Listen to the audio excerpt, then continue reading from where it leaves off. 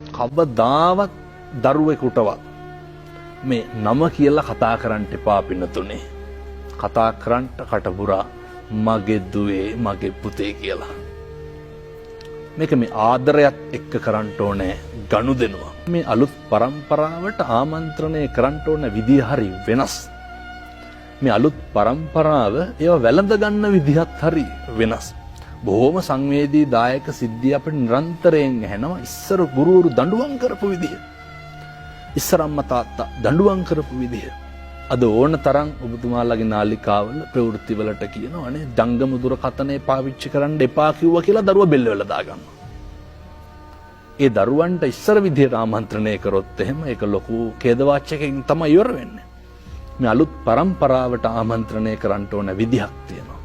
මම විශ්වාස කරන විදිහට ඒ විදිහ තමයි ආදරය විතරයි. දරුවෝ පුදුම විදිහට ආදරය වෙනවා. ඒ නිසා අපේ අම්මලා තාත්තලා මේක ගෙදරින් පටන් ගන්නට